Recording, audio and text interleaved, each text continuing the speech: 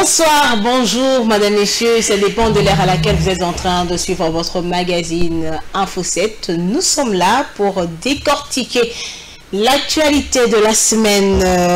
Nous allons parler au cours de ce magazine de la prorogation de l'état de siège dans une partie de l'Est de la République démocratique du Congo. La semaine reste également dominée par l'adresse du président de la République devant les deux chambres du Parlement réunies en congrès. Mais nous allons également parler de l'arrestation de l'ancien gouverneur du Congo central, Atumatu Bwana. Et pour en parler, nous avons le réel plaisir de recevoir pour vous, une fois de plus dans ce magazine Info 7, le président de la génération Congo Nouveau, lui et Kami Richard Kalede.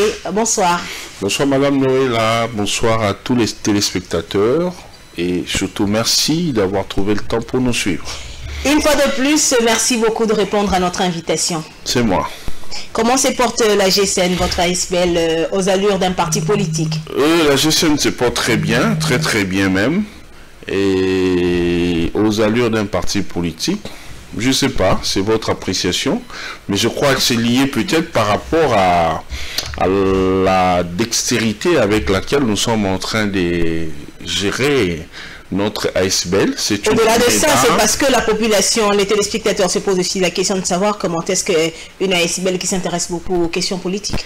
Oui, mais c'est normal parce que nous avons comme objectif principal le démantèlement, l'extirpation des antivaleurs installées dans la société congolaise par les politiques véreux. Parce que ce sont des politiques, l'homme est l'acteur principal de la vie de la société.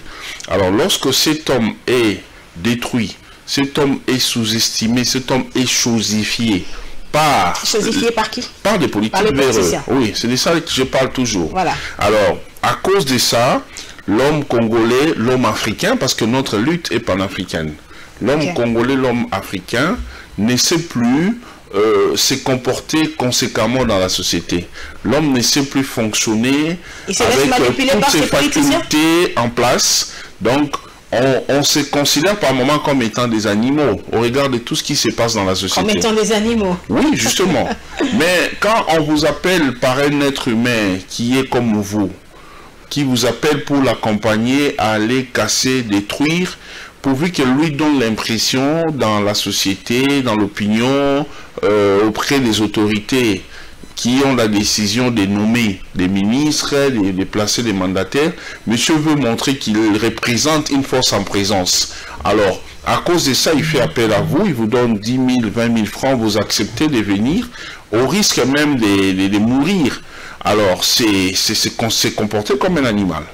Donc, votre ASBL Génération Congo Nouveau mène le travail d'éveil des consciences. Nous sommes en train de réformater les consciences. Nous sommes en train de restaurer. Nous sommes en réalité une machine de transformation pour rendre à nouveau normaux les jeunes Congolais, les jeunes Africains.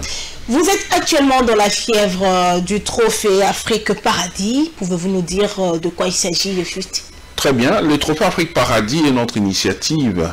C'est notre sanction positive. Sanction positive? Oui. Voyez, nous disons que nous sommes en train de lutter pour...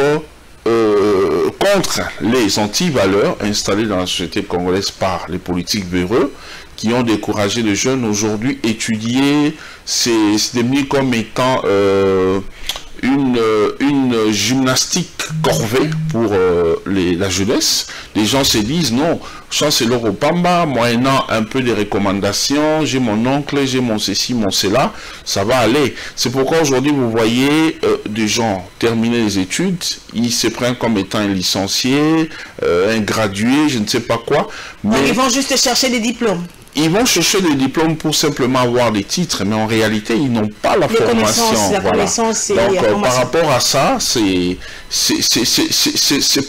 par rapport à tout ça que la génération Congo Nouveau est créée, parce qu'on se dit il faut conscientiser les jeunes à revenir au bon sentiment, à œuvrer, à fonctionner, à marcher à nouveau en suivant les étapes de la vie, comme cela a toujours été configuré par rapport à la nature.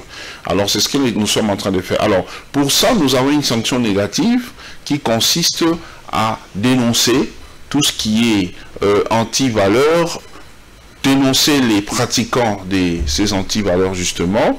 Et vous savez, avec les régimes passés, et même maintenant, nous les vivons, il y a des gens qui se prennent, qui se comportent en potentats, qui font n'importe quoi dans la société. Alors, qui sont victimes, c'est la population. Alors, lorsque ces gens nous approchent pour nous montrer telle personnalité, telle autorité m'a fait ceci, pendant autant d'années, on m'avait ravi ma maison, on m'avait fait ceci, on m'avait fait cela. Nous avons un collectif d'avocats qui travaillent, ils prennent le temps de vérifier ces avocats. Si la personne dit réellement, dit vrai ou pas, et lorsque nous parvenons à conclure que monsieur a raison, madame a raison, nous aidons celui-là ou celle-là à revenir. En tout cas, prenez le temps de vous renseigner. Les avocats, oui, ils travaillent, il faut un peu de moyens pour aller dans des procédures, mais la génération Congo Nouveau n'exige rien. Les avocats doivent... Et qui débourse cet argent à donner aux avocats? Non, mais attendez. Avoir l'argent pour des procédures, pour faire les suivis d'un dossier en justice, c'est une chose. Mais faire peser de l'influence pour que les dossiers aboutissent est une autre chose. Parce qu'il y a des gens qui ont des moyens, qui ont tout, mais parce qu'ils n'ont pas des gens pour parler à leur place, ils sont victimes. Et finalement, ce que vous faites le deux. Ce que nous faisons, les avocats font leur travail. Mais nous, parce qu'il faut aider les chefs de l'État à être au courant de ce qui se passe dans les coulisses, nous prenons le temps de dénoncer tout ce qui est mauvais. Madame Noëlla est victime, on a ravi sa maison. Et il y a beaucoup d'ailleurs de cas de veuves, des orphelins qui se voient être dépossédés de leurs biens, de leur héritage, alors qu'ils ont tous les papiers prouvant qu'ils sont désormais propriétaires. Alors des cas comme ça, quand nous vérifions, nous voyons qu'il y a une main noire, ils ont un bourreau. Le bourreau peut être un politicien, un militaire, un policier, tout comme aussi des magistrats eux-mêmes. Il y en a qui jouent qui sont dans ces jeux-là. Oui, il y en a. Finalement, cette situation devient monnaie courante en RDC. Justement, pas seulement en RDC, en Afrique de manière générale. Nous sommes un continent pour lequel les fils et filles n'ont pas envie de voir les continents se développer. Donc nous voulons rester dans tout ce qui est mauvaise pratique, alors que d'autres continents ils sont en train de se développer, d'émerger. Alors ça pose problème. Il faut se réveiller, il faut s'élever. C'est seulement à nous de les faire. C'est pas aux étrangers. Les étrangers viennent chez nous justement pour s'enrichir. Vous le voyez vous-même. Vous le voyez vous-même avec la prolifération des supermarchés par-ci par-là. Ils sont en train de les créer. C'est pas pour les beaux yeux de Congolais. Ils les font pour gagner. Et quand vous suivez, vous voyez que ces gens viennent avec une vie modeste, mais une fois passé 1 année, 2 ans au Congo, ils deviennent des grands patrons. Et ils nous font souffrir dans notre propre pays. Je déplore toujours les traitements qu'ils infligent à nos frères congolais. C'est parce que les Congolais eux-mêmes acceptent aussi, non? Mais justement, c'est comme ça que nous avons commencé ce combat. Ce combat qui consiste à éveiller les consciences, ce combat qui consiste à dire à ceux qui ont des moyens, les moyens de l'État, qu'ils ont pillé, à ceux qui ont des moyens obtenus honnêtement, de dire investissez, créez des supermarchés congolais. Vous savez, un ambassadeur, je parle régulièrement avec beaucoup d'ambassadeurs, il y en a un qui m'a dit un jour, je suis allé le voir, on a échangé, on parlait sur les opportunités d'emploi, on se donnait un peu des idées, on échangeait sur les expériences par rapport à leur pays.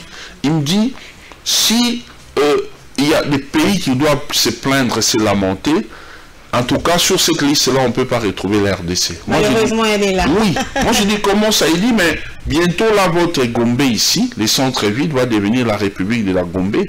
Pourquoi? Parce que les Congolais sont en train de vendre tout ce qu'ils ont comme propriété ici. Ils vendent aux étrangers. Ils vendent aux étrangers. Et lorsqu'ils vendent, ceux-là se mettent à construire des immeubles, des appartements, ils font des histoires. Et finalement, la Gombe n'appartient presque plus aux Congolais parce que les étrangers font la loi. Il a dit chez nous, dans notre pays, les grands bâtiments, les grands immeubles appartiennent plus aux nationaux. Vous venez, vous êtes étranger, vous venez louer chez nous. Aujourd'hui, chez nous, ici à GB, allez-y, vous trouvez des maisons de 1 mètre, 1 mètre 10, 1 mètre 20, un appartement qu'on loue à 500, 600 $. Et quand vous vérifiez les propriétaires, c'est pas un Congolais, c'est un étranger. Ils imposent. Je connais une dame, une amie qui a des boutiques qui appartiennent à un sujet libanais. Monsieur dit, vous savez, d'après la loi, pour la DGRK, c'est les bailleurs qui payent les frais liés aux impôts pour la DGRK. Mais monsieur dit, non, moi je ne paye pas ça, vous me donnez mon loyer, vous vous arrangez avec votre DGRK, moi je ne paye pas ça. Vous prenez... le monsieur le dit aux nationaux. Il le dit comme ça, il dit vous prenez... C'est l'absence de l'État. Vous voyez? Donc il y a assez de problèmes, il y a vraiment des problèmes dans ces pays qui demandent à ce que tout le monde puisse s'impliquer, chacun à son niveau, qu'on s'implique pour voir les choses changer. Donc nous sommes en train de laisser les pays aller comme ça. Il dit les supermarchés. Et c'est un musulman, cet ambassadeur-là, il me dit qu'il était étonné, il va pour acheter un tapis à utiliser à la mosquée, il entre, il pose la question, ça appartient à qui ce magasin? Il dit c'est un magasin qui a à peu près 4 mètres carrés. Il pose la question à un sujet étranger. Donc c'est plus des étrangers. Alors il dit avec ça, comment vous voulez avoir beaucoup de taxes? Comment vous voulez encaisser beaucoup d'argent pour les trésors? C'est impossible. Parce que les étrangers là font n'importe quoi. Vous savez, madame, ce n'est pas une révélation, mais je crois que c'est un rappel que j'ai fait même aux autorités. Ok, allez-y. Aujourd'hui, on nous parle de la TVA. Nous tous ici, vous-même, quand vous entrez dans les supermarchés, nous payons la TVA. Mais cet argent-là, qui retrace pour se rassurer que tout se déverse dans les trésors, ça, tout le compte un du trésor, problème. Ça pose problème. Dans des pays organisés, on met des serveurs centrales dans tous ces grands supermarchés, dans tous les grands magasins, parce que c'est l'argent des Congolais, nous venons déverser pour que ça se retourne encore dans les comptes du trésor. Il y a beaucoup de moyens qui échappent par l'État congolais. Donc quand on parle des coulages par-ci, par-là, quand l'ex-ministre Luzolo l'avait dit, moi aujourd'hui je commence à comprendre qu'il avait quelque part raison. Donc il y a moyen de retrouver de l'argent. Quand on parle même des coulages là au niveau des péages, qui met des appareils appropriés pour retracer tout ce qui se passe? On peut vous donner n'importe quoi comme papier, vous prenez, vous passez. À l'aéroport de Njili ici seulement, vous entrez, vous sortez. Les papiers qu'on nous donne là, il n'est pas informatisé. Comment on va se rassurer que ce que j'ai payé est vraiment entré dans la caisse? Il y a un problème. Il y a un problème. On peut pas être lamenter, notre budget est médiocre et tout ça. Alors est-ce que ça, on peut dire que le régime de Tshisekedi n'a pas atteint l'objectif lutte contre la corruption? Bon, moi j'ai toujours dit, je n'aime pas être trop rigoureux dans l'évaluation. Il est vrai que l'évaluation à mi-parcours existe. En la faisant, nous voyons qu'il y a encore beaucoup de problèmes.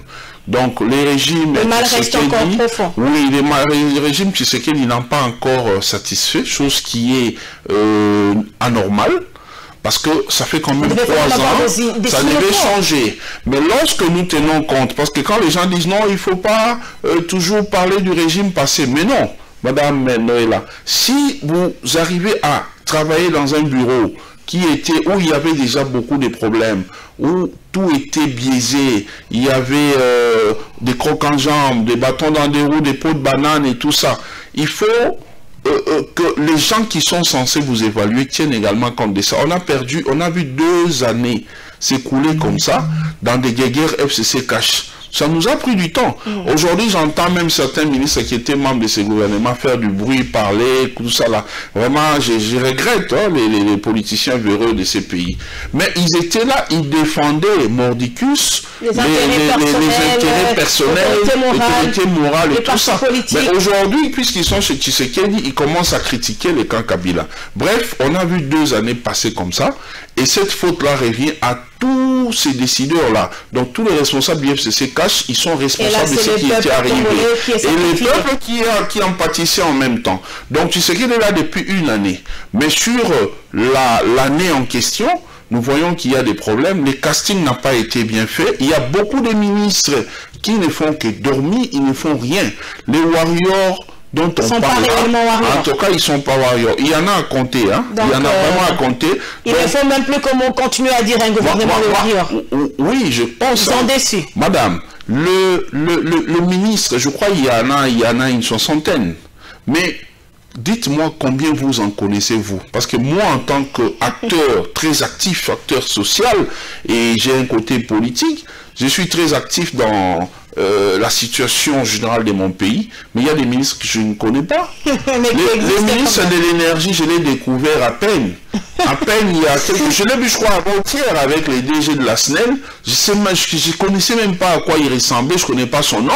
Donc moi, je connais à peine les ministres des Transports, et Chéribé Okende, je connais Patrick Mouyaya, je connais Madame Catherine Fora de la Culture et Art, je connais El Bazaïba. Ce sont là les quelques ministres qui travaillent. Peut-être Didier Boudimbo, des ministres comme ça. Mais tous les autres là, ils font quoi? Ils sont warriors. Ils sont warriors en quoi? Vous voyez? Donc il y a vraiment des problèmes. Nous sommes mécontents de ce qui se passe, mais une fois de plus, j'ai dit, pour moi, j'estime que le problème n'est pas directement lié au chef. Les collaborateurs n'aident pas. Les collaborateurs n'aident pas. Encore une fois de plus, le casting de Tshisekedi a tapé à tous côtés. En tout cas, ça a tapé à côté. Il faut un gouvernement, même de moins des ministres, mais un gouvernement efficace. Jusque-là, on ne sent rien et c'est vraiment inquiétant. Madame, Messieurs, prenons à présent ce premier dossier de cette rétrospective de la semaine.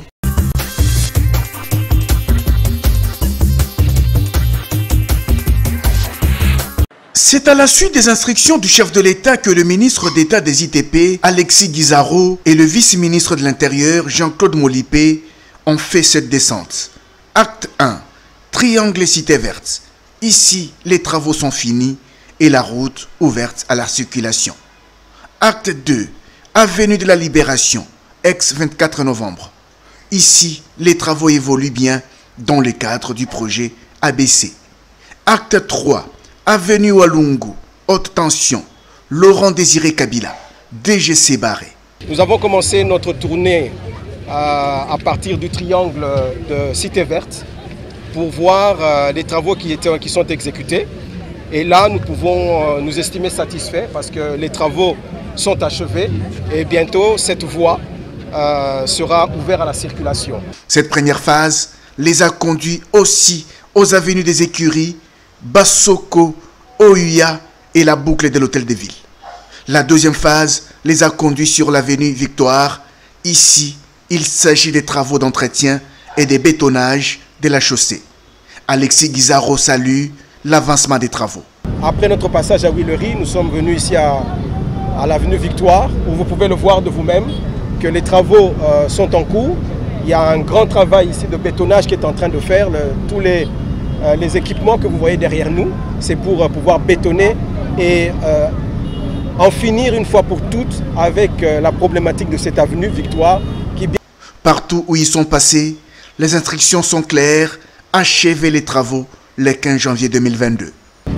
Nous avons donné des instructions très claires pour que toutes les entreprises engagées dans cette phase puissent achever leurs travaux au plus tard, le 15 janvier, au plus tard.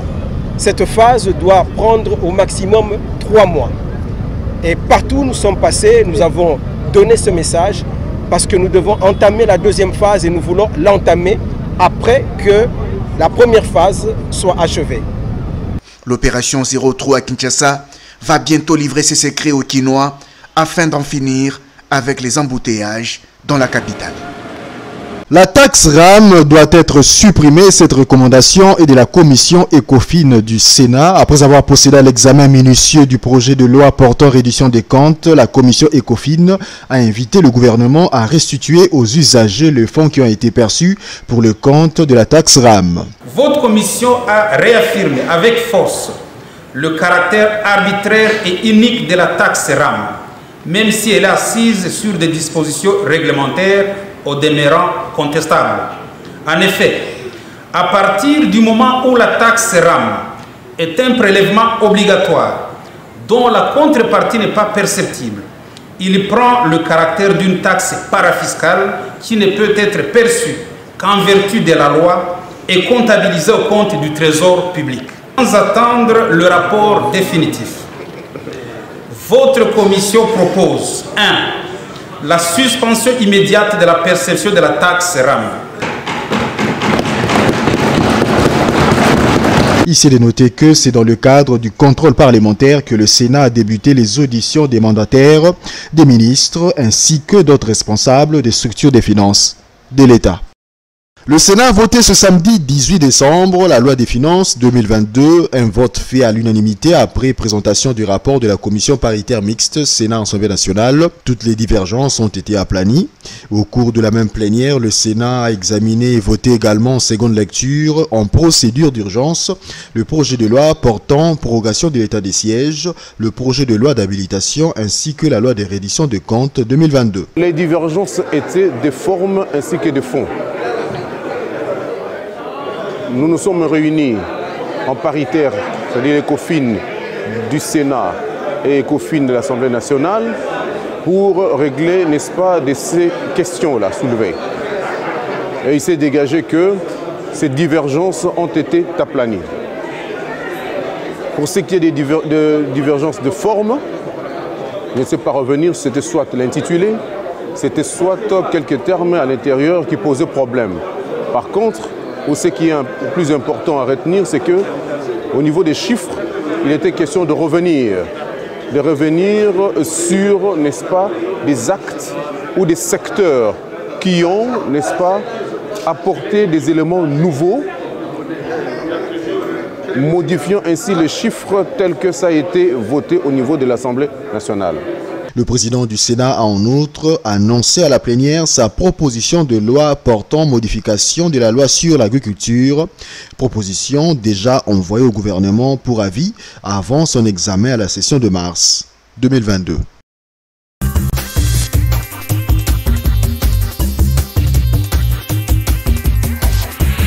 Camille Richard Kalele, le Sénat exige la suppression de la taxe RAM et puis ce qui est grave, 30% des frais générés par cette taxe sont accordés à des privés dont les prestations ne sont même pas bien cernées. Est-ce que des choses comme ça, c'est normal qu'on le retrouve dans un État qui s'est dit un État de droit, un État qui lutte contre la corruption? Je suis d'accord qu'il y ait développement, qu'il y ait dans tous les secteurs de la vie. Mais seulement, je ne suis pas d'accord que les gens profitent de ces prétextes pour rançonner le pauvre, les paisibles citoyens. Il y a des gens qui ne mettent qu'1 $ par mois dans leur téléphone. Parfois même moins d'1 $ par mois. Depuis un temps, les sociétés ou les entreprises de téléphonie là se plaignent, ils ont des problèmes. Vous savez, actuellement, je suis en train d'organiser une activité culturelle qui consiste à primer les Congolais qui se démarquent. Donc j'ai eu à approcher toutes ces entreprises pour solliciter les sponsorings. Mais ils ont des problèmes. Les gens n'achètent plus les unités comme ça se faisait par le passé. Maintenant, tout le monde préfère mettre un peu de mégas, passer les appels par WhatsApp. Avec la taxe. Vous voyez? Donc pourquoi? Parce que les gens se découragent de recharger les crédits. Donc, pour une action ou une option levée, je dirais malhonnêtement, aujourd'hui, ça crée beaucoup de conséquences. Les entreprises ne savent plus gagner comme ça se faisait par le passé. Les gens ne savent plus recharger les unités pour faire des appels parce que ce n'est pas tout le monde qui est sur les nets. Donc, quelqu'un peut avoir besoin d'atteindre un proche pour une urgence, mais il a peur de mettre les unités. Donc, bref, ça crée beaucoup de conséquences néfastes, cette histoire des RAM. Mais, question d'éviter d'aller dans les détails. Le gouvernement gère pour nous la population. Les présidents, les ministres, les députés, tous ces gens sont en fonction pour nous, grâce à nous. C'est pour nous qu'ils sont là. Donc, ils ont l'obligation de travailler au profit de la population. Ils ont l'obligation de prêter leur oreille de manière permanente aux préoccupations de la population. Ça va faire bientôt 1 année et demie que les gens réclament sur cette histoire des RAM. Si pour eux, ça ne représente rien parce qu'ils sont habitués à recharger 100 $ par jour, mais pour nous, la population, ça nous dérange. Donc, ils devront rembourser le Parlement a raison de dire qu'il faut supprimer cette histoire des RAM. Donc, on a qu'à supprimer. Mais il faut aussi rembourser. Qu'on supprime, moi, je ne vais pas aller trop loin parce que vous savez, là, il y a aussi des politiciens opposants au pouvoir qui profitent aussi à des situations comme ça pour chercher à faire la récupération. Non, on pensait que c'est impossible de restituer. Je ne vais plus me mêler dans ça. C'est une histoire déjà consommée aux parlementaires de faire leur travail qui est de vérifier cet argent est passé par où. Mais au moins pour la population, ce que nous voulons, c'est que ça soit arrêté. Si on veut que ces services puissent exister, c'est bien. Moi, je connais les avantages de ces services. Mais que les services ne soient pas obligatoires, qu'on laisse ça comme étant un service à choix facultatif. Donc celui qui veut, il prend, celui qui ne veut pas, il ne prend pas. Qu'on n'impose plus aux gens, parce que là, ça devient l'escroquerie. Félix Tshisekedi s'est adressé à la population congolaise comme c'est une coutume chaque année. Mais la population attendait à ce que le président de la République puisse aussi se prononcer sur la taxe RAM. Il n'a rien dit en ce qui concerne cette taxe. Est-ce que peut-on dire aujourd'hui qu'il a été incapable de rendre compte à la population en ce qui concerne cette taxe? L'économie du discours du chef de l'État fait état de regrets de sa propre part. Parce que si vous avez eu le temps, vous verrez que le chef n'était pas allé dans les détails. On va parler de son discours, oui. Mais il pouvait quand même alors par rapport à ça, on sent qu'il regrette d'avoir des gens qui ne l'aident pas à mieux faire les choses. Alors, avec ça, moi je pense que le chef n'a qu'à instruire les services concernés à arrêter cette histoire parce que ça dérange les Congolais. Il n'a qu'à arrêter, nous sommes en train d'aller vers les élections. Avec la population, ce n'est pas toutes ces guerres-là, des politiques, les discussions, famille politique et ainsi de suite qui comptent. Avec la population, c'est justement des petites choses-là. RAM là, on ne voulait pas enlever les RAM, on ne va pas voter, on ne va pas faire ceci. Moi, ici, j'ai passé un message au chef, il n'est pas au pays, sûrement qu'il ne va pas nous suivre, mais les services sont là en permanence en train de suivre. Supprimer cette histoire, ça ferait des bonnes cotes pour les chefs de l'État. Ça dérange les Congolais dans la majorité du nombre des Congolais. Cette histoire des rames dérange. Enfin, le projet de loi d'habilitation a été voté par le Parlement, l'Assemblée nationale comme la Chambre haute du Parlement. Quelle est l'opportunité qu'offre cette loi? Je félicite d'abord le Parlement, cette fois-ci dans son ensemble. Le Sénat n'a pas de problème. Déjà, lors de leur vacances parlementaires précédentes, le Sénat a voté toujours. Mais comme vous savez, c'est les votes de l'Assemblée nationale qui priment. L'Assemblée nationale à l'époque ne voulait pas. Moi, j'avais dénoncé ça parce qu'à l'époque, moi, d'après mon analyse, j'avais compris que les députés ne voulaient pas voter parce qu'ils voulaient se faire important. Il y avait trop de chantage à l'époque. Ils voulaient se faire important, ils voulaient chaque fois être appelés à venir siéger pour ça. Or, en se faisant important de cette façon-là, à chaque fois qu'il faut les appeler, il faut payer la session extraordinaire, il faut par moment aller vers eux, les cajoler un peu, et de là, ils profitent eux aussi pour dire non, nous exigeons ceci, nous exigeons cela. Maintenant qu'ils ont un peu compris que c'est le pays, on doit faire fonctionner les pays, on doit faire minimiser les dépenses, appeler chaque fois à des sessions extraordinaires, c'est faire du trésor une vache à lait. Maintenant qu'ils ont sûrement, j'imagine, compris cela, c'est une très très bonne chose. Ça permet au gouvernement de proroger l'état des sièges à chaque fois que c'est nécessaire, à chaque fois que ça a expiré. Ils leur ont conféré ces pouvoirs-là d'agir en prorogeant en attendant qu'eux reviennent. Donc c'est une très très bonne chose que je salue. Oui, cela c'est pour une durée de 90 jours, mais parlons un peu de cet état de siège dans l'est de la RDC. Aujourd'hui, la RDC, l'armée congolaise travaille aux côtés de l'armée ougandaise, mais on nous parle également, on signale la présence de l'armée rwandaise dans ce confinement. Qu'est-ce qui s'y passe? Madame Noëlla, vous savez, dans ces pays, les gens sont tellement animés de mauvaise foi qu'ils prennent du temps de venir même à la télé parler des choses pour lesquelles ils n'ont pas de preuves. Moi, en tant que légaliste, je me fie à ce que le porte-parole du gouvernement a dit, a communiqué à la télé. Mais le même porte-parole du gouvernement avait communiqué pour nous dire que l'armée ougandaise n'était pas là. Et au lendemain de sa communication, il est revenu pour dire que ben voilà, l'armée ougandaise est dans l'est de la RDC. Donc en quelque part, la population s'est fie maintenant. Madame, non. D'abord, je vais répondre à la question. Allez-y. Le commissaire ou les patrons de la police, le général Amouli, a dit à la télé, je l'ai suivi hier à la RTNC, il a dit que la police rwandaise n'est pas en RDC. Et en se mettant à réfléchir, parce que par moment on discute aussi comme étant des analphabètes, en se mettant à réfléchir, on va se poser des questions. Cette police viendra chez nous pour faire quoi? Nous avons une police nous-mêmes. Ça viendrait faire quoi? L'armée est déjà en train de combattre pour neutraliser les forces négatives. Déjà avec le travail de l'armée, ça sert de grande dissuasion. Donc c'est tout à fait impossible que les assaillants puissent encore venir déranger les gens à Goma par exemple. Parce qu'avec ce qui s'est fait, ils sont déjà traqués de l'autre côté. S'il faut parler de la question de l'armée ougandaise n'est pas dans l'est du pays. L'armée ougandaise est positionnée chez elle en Ouganda, mais seulement ils ont des éléments qui sont sur place ici dans le cadre des renseignements, qui sont sur place dans l'est de notre pays, qui travaillent avec notre armée.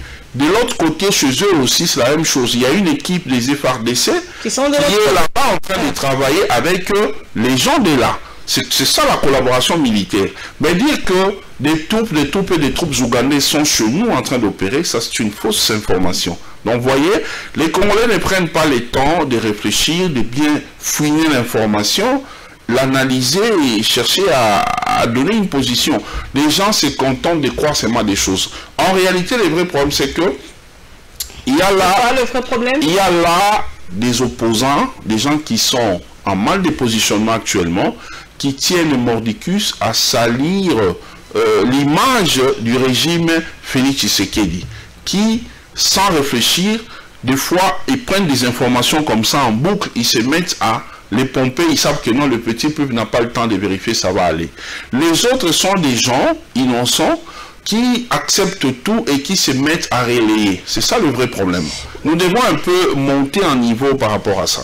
C'est bien ce que vous venez de dire, nous devons un peu monter, mais ce qui s'était passé avec la communication du gouvernement à travers le porte-parole, vous l'aviez dit, qu'il y avait déjà une collaboration. Et il y a eu des informations de sources sur place qui ont affirmé déjà, alors que le gouvernement lui-même à travers le porte-parole disait que l'Ouganda n'était pas encore en RDC. Madame, je me répète, le porte-parole avait dit que l'armée ougandaise n'était pas chez nous. Voilà. Mais l'armée ougandaise collaborait, coopérait avec notre pays.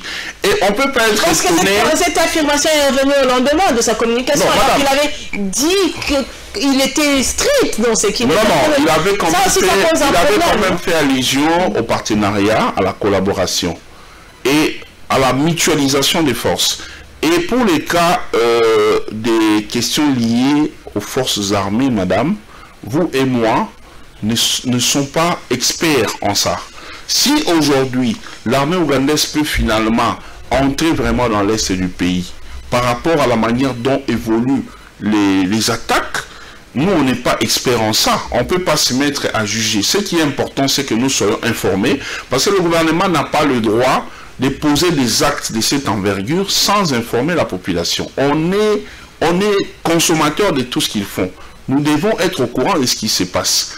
Alors, si jamais, par rapport au regard de l'évolution de ce qui se passe sur le terrain, ils sentent les besoins de faire entrer l'armée, un bon nombre de militaires pour mutualiser davantage avec le nôtre et attaquer les bastions, les positions des EDF, moi je ne vois pas en quoi ça dérange. Mais l'essentiel pour moi, c'est que cela ne soit pas une éternité, ne soit pas parti pour une éternité. Hein? Il faut que ça soit pour un temps bien limité. Parce qu'avant d'attaquer les positions des EDF, j'imagine qu'ils ont eu le temps d'étudier, de se renseigner sur ce qu'ils sont exactement. Ils ont un peu compris à quel nombre ils sont, quelles sont leurs positions, ils détiennent quoi comme armement, ainsi de suite. Alors par rapport à ça, on peut facilement se dire, vous êtes spécialiste en communication, vous savez que non, si j'ai 3 reportages à faire, il suffit d'aller au Parlement, je vais à tel endroit, je commence là-bas. C'est la même chose avec l'armée. Donc, ce que j'ai d'ailleurs déploré aussi dans le discours du chef de l'État, c'est que il devait quand même nous dire c'est une opération, c'est un partenariat qui est scellé pour, par exemple, 3 mois. On est appelé à frapper. Je ne refuse pas, dans l'armée, on ne dit pas tout. Mais c'est toujours important, parce qu'en disant ça, ça rassure les gens. Nous sommes habitués à voir... Ça, c'est pas le travail de l'Assemblée qui doit donner plus de précisions. Non, attendez, madame, moi je dis ceci. Les choses se passent dans ces pays tels que... Il y a tellement de choses désagréables telles que... Vous avez des fois difficile à savoir tel rôle revient à qui, tel autre revient à qui. C'est trop compliqué. Les gens de l'Assemblée nationale, au lieu de travailler, de légiférer pour la population, surtout par rapport aux lois sociales, ils sont là en train de se tirer à boulet rouge, tel qui dit voyou, tel autre qui dit délinquant, ainsi de suite. Ils nous livrent un spectacle dont on n'a pas besoin. Mais au moins, je sais que les chefs de l'État, en tant que numéro 1 du pays, commandant suprême, magistrat suprême, il a quand même le monopole de dire certaines choses. Donc, à l'occasion du discours sur l'état de la nation, il pouvait quand même nous livrer cette information. Est-ce que vous pensez que la RDC est partie vite en besogne? Parce qu'aujourd'hui, quand même, la présence, cette collaboration fait appel à plusieurs questions. Et notamment la population s'est fait un peu plus en savoir. N'était-il pas nécessaire qu'avant de commencer ces actions, quand même, en plénière, on appelle le chef de l'armée congolaise qui pouvait donner plus de détails, expliquer à la population pour que aujourd'hui la population soit quand même au courant de tout ce qui se passe? Est-ce que comme certaines personnes, vous estimez que la RDC est partie vite en besogne? Ce qui est vrai. En tout cas, je l'ai dit en âme et conscience. Et je sais que personne ne pourra me contredire, à moins que quelqu'un soit simplement animé de l'esprit du fanatisme. Beaucoup de décisions ont été prises à la hâte avec les régimes actuels. Parce que l'objectif était de venir prouver que les pouvoirs précédents ou les régimes précédents avaient mal géré, avaient détruit les pays. Alors, les régimes Fachi étaient venus avec une détermination de vouloir faire des choses. Or, très bien faire en gérant, il y a beaucoup de réalités. C'est comme quand un joueur est sur le terrain, vous voyez que non, c'est un footeur, là il pouvait marquer et tout ça. Il a raté, il est bête et tout ça. Mais vous ne savez pas quand on est sur le terrain, la personne est essoufflée, il y a beaucoup de réalités sur le terrain quand les joueurs jouent là. Quand ils marquent des buts là, on se réjouit, il faut vraiment bien se réjouir parce que c'est à cause, après avoir gaspillé beaucoup d'énergie, et ils vivent beaucoup de réalités sur le terrain, que ce soit sur le monde spirituel comme physique. Alors c'est la même chose avec quand on gère la chose publique. Il y a des réalités, il y a des choses qu'on peut dire, promettre de faire lorsqu'on n'est pas encore aux affaires. Au moment du premier discours, on peut avoir beaucoup d'ambition, beaucoup de prétentions. Mais une fois aux affaires, il y a beaucoup de réalités. Donc aujourd'hui, je suis d'ailleurs content de constater qu'il y a eu rétropédalage par rapport à la question liée à la gratuité. C'était l'école primaire et secondaire. Mais maintenant, on a un peu reculé, c'est l'école primaire. Côté secondaire, laissons un peu les choses évoluer comme par le passé, le temps de voir ce que ça va donner si jamais le président Fachi a le deuxième mandat. Et concernant aussi toutes ces prises de position, oui, il est vrai qu'en tant que chef de l'État, il a beaucoup de tableaux de bord que nous n'avons pas. C'est tout à fait normal qu'il soit en train de poser certains actes qui relèvent de ses compétences par rapport aux réalités des tableaux de bord qu'il a. Mais moi, j'ai dit, s'il faut émettre un point de vue, je pense que le chef de l'État n'a pas tort. Et surtout que la recommandation était venue à l'époque d'un opposant, un député opposant, qui est actuellement ministre de l'enseignement supérieur et universitaire, Moïno Zangui, qui avait suggéré au chef de l'État d'associer les forces ougandaises pour attaquer les ADF. Alors, si déjà un opposant pouvait proposer ça, c'est qu'il sait, il est du coin, il connaît les réalités. Donc moi je pense que le chef n'a pas péché en associant les forces ougandaises, mais seulement il doit veiller comme il avait promis, mais aussi si on peut nous dire dans combien de temps ça va cesser, parce que cette guerre, cette attaque ne peut pas rester éternellement. Parlons de ce projet Zéro Trou en un mot, parce qu'on doit prendre un autre dossier. Comment la GSN trouve cette action du gouvernement? Projet Zéro Trou. Projet Zéro Trou, oui, c'est une très très bonne chose. Tout ce qui va dans le sens à rendre viable les pays, la ville, à moderniser, nous saluons. Mais seulement, moi, j'estime qu'on ne peut pas parler des zéro trou. On pourrait peut-être dire opération bétonnage. Ah, opération bétonnage. Oui, parce qu'avec, nous avons un président qu'on appelle béton. Alors, si le gouvernement veut vraiment l'aider, il faut bétonner les routes. Il faut les bétonner au lieu de faire ce qu'ils font là. Quand vous venez colmater les vides par rapport au nid de poules qu'il y a sur la chaussée, vous ne faites rien. Parce qu'après un temps, qu'est-ce qui va se passer? La partie colmatée là pourra peut-être garder encore sa force, tenir encore pendant longtemps, mais les parties non touchées se verront encore être attaquées par des nids de poules. C'est la même chose qui va revenir. Donc on sera, on dirait, en train de vivre avec l'opération zéro trou. Ça se trouve là-bas, vous collez, ça se trouve de l'autre côté. Mieux vaut prendre ces ressources-là. On dit non, au lieu de faire zéro trou tout Kinshasa, on fait opération bétonnage dans autant de communes. On donne priorité à des communes qui font déboucher vers les centres-villes. Willery, là vous voyez comment c'est devenu. Les embouteillages que nous vivons, ce n'est pas parce qu'il y a trop de voitures. On n'a pas assez de voitures comme aux États-Unis, comme au Nigeria. C'est parce qu'il y a des trous. Alors ces trous-là font que quand un tout conducteur arrive, tout responsable conducteur, il prend le temps de descendre, de rouler mollo pour ne pas casser le véhicule. Et là, ça crée des embouteillages inutiles. Moi, j'ai dit, au lieu de faire opération zéro trou, c'est jeter cet argent, qu'on fasse des bétonnages. Partout où on a bétonné, nous voyons les résultats. Ça reste et ça tient pour longtemps. Vous avez parlé des embouteillages, mais il faut également reconnaître la responsabilité des conducteurs. Oui, la responsabilité des conducteurs, surtout les taximens. Surtout les taximens, oui, là c'est vraiment un problème. Il faut aussi une école. C'est pourquoi je vous dis, dans tous les secteurs de ces pays, il y a des très sérieux problèmes, madame. Parce que si on veut, parler du secteur des transports, je salue les efforts dont fait montre le ministre Chéribin Okende. Lui, c'est un warrior, ça je l'affirme. Mais quand même, il y a aussi des choses qu'il laisse d'abord, qu'il néglige. On parle de l'argent, on a besoin d'argent pour financer ceci, financer cela, même pour la gratuité. Les élections arrivent, il faut de l'argent. Mais dans ces pays, ça va faire 10 ou 15 ans qu'on n'a pas de permis de conduire viable, qu'on n'en a pas. Mais qu'est-ce qui manque au ministre pour lever des options? Pas genre à appeler des étrangers pour venir nous faire des permis de conduire. On peut nous-mêmes, il y a des machines aujourd'hui, on peut moderniser les choses, hein, doter des compétences les agents de la CNPR pour qu'ils puissent, je crois c'est les CNPR, les centres des nationales et tout ça, pourquoi on ne peut pas leur doter des compétences? C'est vraiment inexplicable pour un pays comme la RDC.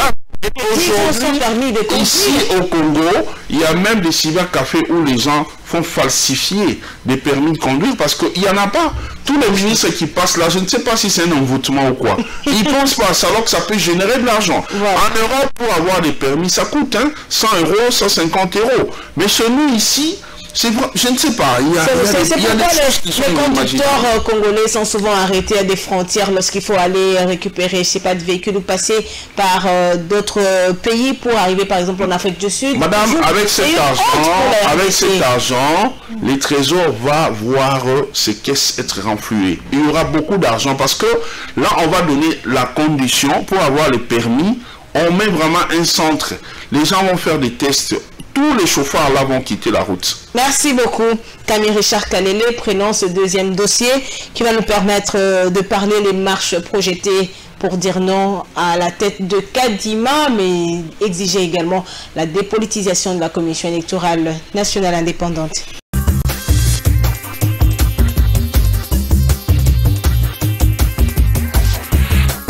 Pendant que le chef de l'État s'adressait à la nation devant le Congrès, les militants de l'ECD et du Nouvel Élan s'étaient réunis devant la CENI pour manifester leur mécontentement. Ces jeunes réclament la dépolitisation de la CENI, mieux pour les élections apaisées, libres et transparentes.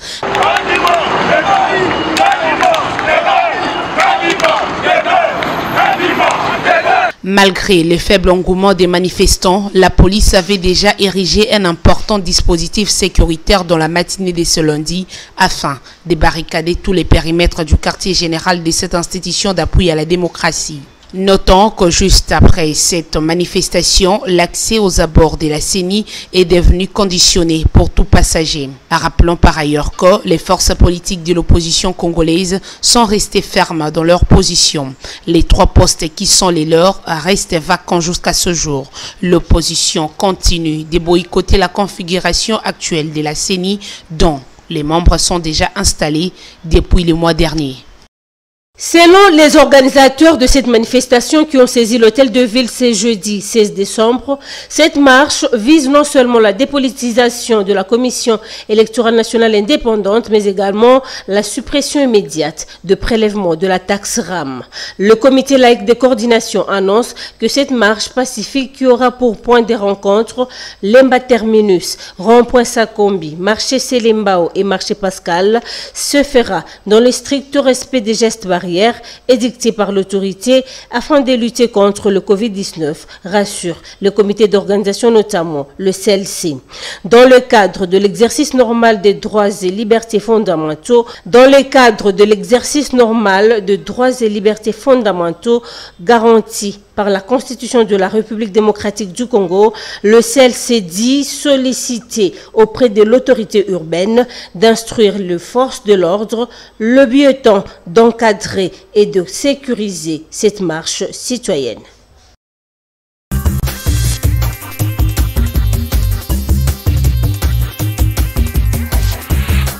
Les membres de la Commission électorale nationale indépendante, chapeautés par Denis Kadima, sont déjà en train de travailler pour les prochaines élections. Entre-temps, de l'autre côté, le CLC projette des marches jusqu'à ce que Kadima quittera à la tête de la centrale électorale, mais aussi exiger la dépolitisation de la Commission électorale nationale indépendante. Camille Richard Kalele, comment est-ce que vous voyez la démarche du CLC, mais aussi de l'autre côté, la MOCA qui est presque dans la même démarche? Madame, en tant que légaliste, en tant que démocrate, je ne peux que saluer les combats, la lutte de mes compatriotes qui estiment avoir raison. En politique, il n'y a pas de vérité absolue. Des gens peuvent être en train de voir 6, puisque vous êtes là, vous voyez 6, moi je vois 9. Donc c'est tout à fait normal. C'est comme ça s'est passé en politique. Mais en même temps, il y a une réalité qui est que lorsqu'une histoire, lorsqu'une revendication est vraiment fondée, comme c'est le cas avec les RAM, vous voyez tout un peuple s'élever, même si ça ne se fait pas sur la place publique, mais sur la toile, quand les gens ont l'opportunité d'en parler, vous sentez que ça dérange tout le monde. C'est ça une vraie revendication. Mais une revendication qui n'est gardée qu'entre un groupe d'individus, une petite poignée d'hommes congolais, bien sûr. Mais ça dérange également certaines personnes. Ça dérange, oui, ça dérange, mais ça dérange une minorité. Voyez? Or, vous savez, la majorité a toujours raison. C'est tout à fait anormal de continuer à exiger le départ de Kadima jusqu'à ce jour, alors que Kadima est déjà en train d'abattre un travail pour ce pays. Ce n'est pas normal. Finalement, on aura des élections sans l'opposition. Non, comment ça?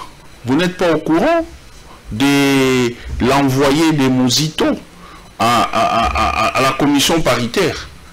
Mais la MOCA a dit non. Vous n'êtes pas au courant? La MOCA a dit non à cette CENI avec Kadima. Vous n'êtes pas au courant de la liste envoyée par le groupe Constant Moutamba et autres pour le même poste? Vous n'êtes pas au courant de l'arrivée récente des ça c'est pas le jeu. Didi Manara des Warriors, le jeu. Didi Manara qui avait, c'est que dit comme ça s'est passé avec Joseph Kabila. Didi Manara qui avait succédé à Chadari avec les radicalismes au Parlement. Aujourd'hui, il est où? Il est candidat pour ce même poste. C'est pour dire quoi? Il est parti du FCC, donc là, il n'engage plus le Oui, c'est pour dire quoi? C'est pour dire que les revendications que nos frères sont en train de continuer à présenter comme étant valables, ils disent avoir raison, ne concerne pas la majorité des Congolais. Et quand on prend le temps de réfléchir, d'analyser, nous trouvons que c'est une manipulation ou peut-être une stratégie pour les positionnements. Parce que le pouvoir est là, le pouvoir est aussi sollicité, approché par plusieurs grands leaders, même en coulisses. Alors, la MOCA, avec la position ou les positions prises depuis les élections, de dire que non, c'était leur leader qui avait gagné, ils se gênent de venir comme tout le monde toquer chez Tshisekedi. Alors, il faut chercher les moyens, les mécanismes pour y arriver. Notamment en faisant ce qu'ils font là, les forcings là. Vous avez vu, il y a eu combien de personnes là? Si c'était trop, je crois ils étaient à 15 ou 20. Alors comment sur un pays de plus de 80 millions d'âmes, vous envoyez 10, 15, même 100 personnes et vous dites que c'est une revendication de la population? Non, rien à voir. C'est un groupe, un petit groupe, peut-être des femmes, peut-être que lui-même aussi Fayoulou n'est pas directement concerné, peut-être des collaborateurs qui commentent tout le temps sur Facebook ont envoyé ces jeunes-là. Comme je dis toujours, je n'ai rien contre eux, c'est la démocratie, ils sont libres de revendiquer, mais on verra si ça va aboutir parce qu'ils sont vraiment, ils sont en nombre insignifiant par rapport à ce qu'il faut. Alors, vous le savez comme moi, comme certaines personnes qui sont en train de nous suivre, qu'il y a une structure des opposants qu'on appelle bloc. Est-ce que ça a été une décision bien réfléchie pour Martin Fayoulou qui hier avait combattu aux côtés de Félix Tshisekedi hier dans l'opposition pour dire non au régime Kabila, aujourd'hui de faire bloc avec ces personnes pour dire non à la Commission électorale nationale indépendante? Madame, pour moi, s'il faut parler politique, je pense que le seul camp qui pouvait être opposant au pouvoir de Félix Tshisekedi est celui de Joseph Kabila. Quand je dis de Joseph Kabila, je ne parle pas de Joseph Kabila en tant qu'individu. Parce que mon souhait a toujours été de voir ces deux fils du pays collaborer pour l'intérêt du pays. Parce que Joseph Kabila est détenteur de plusieurs informations pour avoir géré pendant 18 ans qui peuvent aider les chefs de l'État actuel à mieux faire. Tout ce qui se passe aujourd'hui, même certaines erreurs qui se commettent, n'eût été l'influence, la mauvaise influence des collaborateurs, peut-être ces erreurs seraient évitées parce que le président sortant, Joseph Kabila, pouvait peut-être être en train de partager chaque fois avec son frère par rapport à l'expérience qu'il a. C'est ce qui se passe dans tous ces pays où est-ce que vous pensez que Joseph Kabila est dans cette logique ou Tshisekedi, la logique d'aller vers Kabila pour avoir certaines informations? Bon, je ne connais pas trop, je ne les connais pas trop en tant que personne, en tant qu'individu. Mais je dis les souhaits est que ça se passe de cette façon-là parce que ça se fait partout. On n'invente pas la roue, ça existait partout. Chez nous également, ça doit exister. Il est vrai que le régime de Joseph Kabila avait eu à frustrer plusieurs fois la famille politique et même biologique de Félix Tshisekedi. Ça, on ne peut pas, les questions ne changent pas l'histoire. Alors, ça c'est vrai. Mais en tant qu'homme d'État, on ne règle pas des problèmes, on ne se règle pas des comptes parce que je suis aux affaires, ainsi de suite. Ça appartient au passé. S'il y a des choses qui relèvent de la compétence de la justice doit continuer à faire son travail. Mais au moins pour les deux hommes d'État, les deux hommes d'État les plus importants que nous avons actuellement dans notre pays, ils doivent en principe collaborer.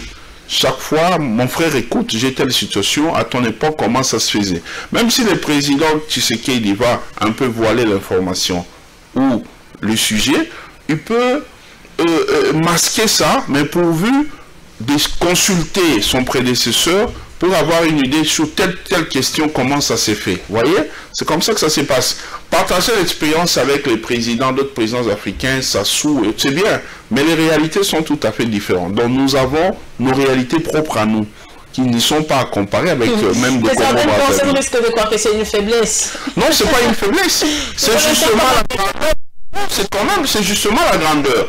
Mais les collaborateurs rendent un mauvais service au chef.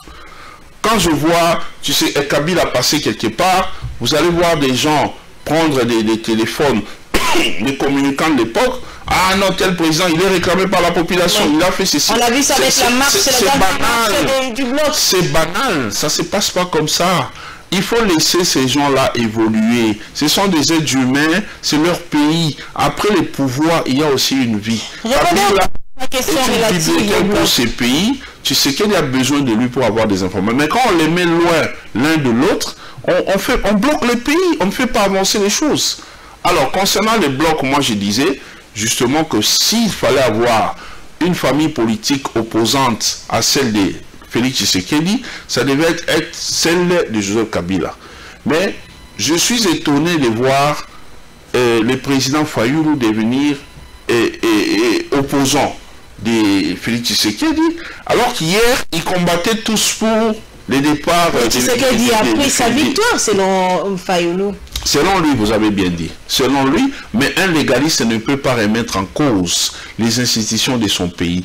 La CENI a dit, c'est Tshisekedi. La communauté internationale qui envoie des observateurs et autres... Même l'Église catholique avait donc des preuves que c'était... Mais ils n'ont jamais brandi ça. On ne peut pas croire à des choses imaginaires. Ils n'ont jamais brandi. C'est justement ça aussi les problèmes. Madame, un jour je reviendrai pour qu'on parle de cette histoire-là, de l'émission de l'Église dans les affaires de l'État. C'est pas comme ça que ça se passe. Donc bref, je voulais dire, c'est tout à fait anormal qu'il y ait ces mélanges-là, hein, contre nature. Vous avez les gens qui sont censés être de gauche, de droite, être ensemble pour des fins, chacun d'eux connaît ses objectifs. Il sait ce qu'il veut, il sait ce qu'il cherche, mais il se trompe. Donc ça fait comme un deal de dupes. Moi je sais que non, c'est moi qui dois être leader. Le c'est elle et l'autre. J'ai même appris que deux personnalités de Fayoulou et de la Kabylie se sont battus un jour lors d'une réunion à cause d'incompréhension. Vous voyez? Donc ça ne peut jamais aboutir. C'est pas que je souhaite quelque chose de mauvais pour ces blocs-là, mais ça n'ira pas loin. La preuve est que depuis que ça a commencé, vous avez entendu encore tenir des réunions ou organiser encore des marches. Non, il n'y en a plus, c'est fini. Kamel Richard Kalele, vous suivez de près la situation sociopolitique de l'heure en République démocratique du Congo. Dans le bloc, on retrouve également Moïse Katumbi, qui est membre de l'Union sacrée de la nation. Quelle est votre analyse de la position de Moïse Katumbi? Moïse Katumbi ne joue pas bien sa carte. Il a droit d'avoir des ambitions. Ce que moi, je peux me décider. Nous avons un jeune là, un très jeune, je ne sais pas comment il s'appelle. Parmi les candidats de 2018, il y avait un tout jeune là. Le nom m'échappe. Bref, il a osé, il a donné ses 100 000 $. Aujourd'hui, on parle de lui, tout le monde le connaît. Vous voyez, Moïse Katumbi, qui est de très loin, plus grand et plus nanti que ces jeunes-là. Mais il a un droit de rêver aussi de devenir président de ces pays. Parce que quand on voit que les choses ne marchent pas, si vraiment on est sincère avec la population, on peut rêver, on peut oser aussi. Mais seulement, il ne faut pas faire ça dans l'hypocrisie. Soit on a avec... dans l'hypocrisie. Oui, mais ça c'est de l'hypocrisie. Au regard de tout ce que, de ses faits et gestes, de tout ce que ses collaborateurs racontent comme n'importe quoi contre les régimes de Fachi sur la télé, nous comprenons qu'ils ne sont pas en réalité avec Fachi. Mais comme il a des députés qui sont en fonction des ministres également, qui ne sont pas prêts d'abandonner leur poste au profit de la famille politique. Ah, vous êtes en train de parler de cette Kikouni? Oui, voilà.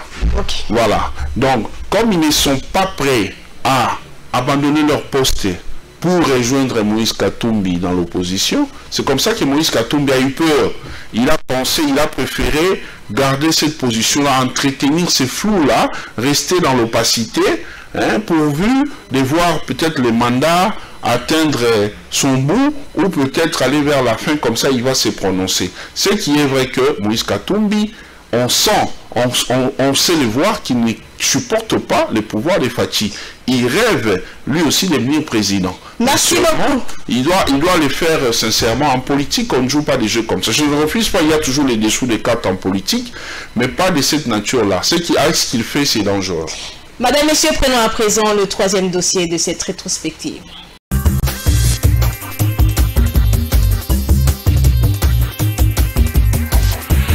L'honorable AG est un kabiliste patenté, un kabiliste de haute facture. Personne ne peut le nier. Mais vous savez, au-delà d'appartenance politique, il y a une appartenance supra qu'on appelle la République démocratique du Congo. La République démocratique du Congo, c'est ça notre objectif pour qu'elle soit meilleure. Lorsque notre famille politique a eu à lever l'option de ne pas participer au processus électoral, moi, en tant que député élu du peuple, j'ai analysé et j'ai trouvé que c'est contradictoire à notre philosophie, même à la philosophie même de Kabila. Parce que nous ne pouvons pas vouloir une chose et son contraire. Nous nous sommes battus dans ce pays pour que la démocratie règne, pour que la démocratie s'installe, pour que la démocratie soit d'application à toute accession au pouvoir. Mais aujourd'hui, si on lève l'option, on opère un choix que nous ne pouvons pas aller aux élections, du moment où nous avions participé de bout en bout à l'analyse et à l'élaboration de cette loi jusqu'au vote et à la fin nous refusons. Ça s'appelle et ça s'annonce et ça dénote une mauvaise foi vis-à-vis de la République. Nous, en tant que républicains, nous avions compris que cette démarche, elle n'est pas républicaine. Nous avions compris que le chef de l'État, son vœu est que ce pays, en 2023, puisse aller aux élections. Il y a eu un appel au niveau de l'Assemblée pour qu'on complète. Mais nous ne pouvons pas bloquer le processus électoral par rapport à nos appétits personnels. Si nous aimons ce pays, nous devons l'accompagner jusqu'au bout. Ce ne sont pas nos intérêts personnels qui priment, c'est la République qui prime. Un consortium d'élus, membres de l'opposition parlementaire, un grand nombre de députés, nous venons de déposer notre procès verbal portant désignation des membres de l'opposition parlementaire devant faire partie de l'équipe de la Commission électorale nationale indépendante. Et cela fait suite à l'appel du président de la République, chef de l'État, demandant à l'opposition parlementaire de se joindre au processus électoral déjà en cours pour permettre au pays d'organiser des bonnes élections pacifiques, inclusives et crédibles. Mais sinon, nous voulons dire au peuple congolais que le temps est venu pour que nous puissions avancer. Vous avez suivi les pères spirituels des églises, surtout les évêques, qui ont dit qu'il y a un temps pour se quereller, mais un temps pour avancer. Je crois qu'il est temps pour que tout le peuple congolais puisse adhérer au processus électoral, d'autant plus que les élections sont attendues par le peuple congolais en 2023. Le peuple congolais ne voudrait pas entendre parler du glissement. Le peuple congolais veut qu'en 2023, que lui-même puisse se choisir ses propres dirigeants. Vous savez, au niveau de mon parti, le PPRD, ainsi que du FCC, le son des cloches n'est pas le même partout. Il y a des députés qui disent que nous devons adhérer au processus, mais il y a d'autres, des caciques, qui ne veulent pas entendre parler de ça. Est-ce que sont-ils dans le processus de blocage des élections? Mais ça, nous ne sommes pas là. Nous voudrions vraiment qu'il y ait élection. Parce que, comme FCC, nous avons activement participé à l'élaboration et même au vote de la loi organique portant organisation et fonctionnement de la Commission électorale nationale indépendante. Et au niveau de cette loi, le partage des responsabilités ainsi que la nature des fonctions à occuper, tout ça est clairement établi. C'est-à-dire, il y a 6 postes pour la majorité, 5 pour la société civile et 4 pour l'opposition. Donc, ces postes occupés par l'opposition sont donnés par la loi. Voilà pourquoi les députés viennent de déposer leur procès verbal qui sera examiné par le bureau et la commission paritaire.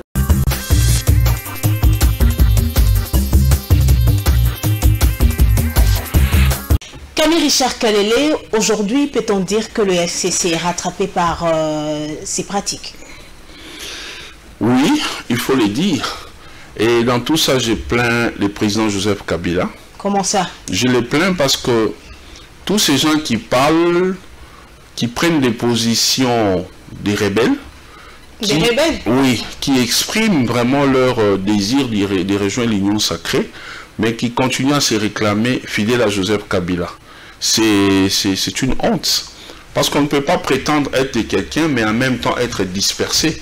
On ne peut pas parler de la démocratie, de la liberté d'expression dans une famille politique. Ça ne se fait pas. Dans une famille politique, on donne toujours la ligne. Il est vrai que nous pouvons, pour défendre le peuple, pour défendre la population, prendre des positions. Mais les débats se font en interne. Et vous prenez une position commune, vous évoluez. Si jamais tu sens que ça ne va pas, si ça ne va pas, là doit être exprimé même quand vous avez le pouvoir. Comment c'est seulement maintenant qu'ils n'ont plus de pouvoir que les gens commencent à montrer qu'ils ne sont pas d'accord? J'ai suivi AG. Ceux qui parlent là, AG par exemple, ils ont été exclus du parti. Oui, pas du parti du FCC, parce que lui a son parti. Plateforme, voilà. Mais AG Matembo, il est dans ces œuvres-là depuis longtemps. Ils étaient avec, je crois c'est lui qui était avec le vieux Kyungu, soit lui, soit Marcel Ilungaleo, entre les deux là. Ce sont des gens qui étaient, un d'eux était avec le vieux Kyungu, l'autre était avec le vieux Mwando Simba. Ils sont comme ça, dans des pratiques comme ça. Ils ont fait des histoires, ils ont quitté ces vieux-là, ils ont bicéphalisé les partis. C'est lorsqu'il y avait dialogue qu'on leur avait demandé de créer leur propre parti. Ils ont quitté, ils sont allés dans les FCC. Au fait, le vrai problème ici, hein, c'est justement ça la lutte de la génération Congo Nouveau. Il n'existe pas de partis politiques au Congo. Il n'y en a que 4. Les autres là sont des entreprises politiques privées. Les gens se battent pour leurs intérêts personnels. Entreprises politiques privées. Quelqu'un qui investit au nom de la politique, pour les comptes de la politique, en prétextant lutter pour la population. Mais ils sont là pour eux. Les femmes, les enfants qui sont là. Ils sont là pour eux. Parce que dites-moi un peu, quelqu'un comme AG Matembo, il défend quoi? Qu'est-ce qu'il défend là? De tout ce qu'il raconte. Les valeurs de la RDC, il défend les peuples congolais. Non, mais attendez, il était ministre dans ces pays qui nous parle de son bilan, du portefeuille qu'il a occupé. Il est député, qui nous donne son bilan de député. Qu'est-ce qu'il a fait voter comme loi? Il a légiféré en faveur de la population en quoi? Il n'y a pas que lui, ils sont nombreux qui chauffent les bancs là-bas au Parlement. Mais par rapport à sa prise de position actuelle, là, au moins, je peux être d'accord. Je ne suis pas d'accord parce que quand il continue à se réclamer de Joseph Kabila, il doit suivre la ligne de Joseph Kabila. Il doit aller à Kingakati poser la question à Joseph Kabila. Raïs, tu dis quoi? Pour telle option, j'ai fait quoi? Mais peut-être que ce qu'il est en train de dire, c'est la position de Joseph Kabila. Mais si c'est la position de Joseph Kabila, Chadari aussi et son équipe, et aussi disent que c'est Joseph Kabila. Vous voyez, ils sont en train de salir l'image de Joseph Kabila. Joseph Kabila, nous le savons, c'est quelqu'un qui ne parle pas beaucoup. Il observe dans le silence. Si vraiment ils étaient ses adeptes comme ils prétendent, ils allaient être de cette façon-là. Mais seulement, moi j'ai dit que le FCC, avec le FCC, on savait que ça allait finir comme ça. Parce que, souvenez-vous, de tous ceux qui ont quitté le FCC, ils ont toujours eu la même réclamation. Mais on accuse le pouvoir de Tshisekedi d'être derrière toute cette situation. Non, mais écoutez, moi je ne peux pas être ici pour défendre la famille politique du chef de l'État. Je ne suis pas de cette famille politique. Moi je discute objectivement en tant que Congolais.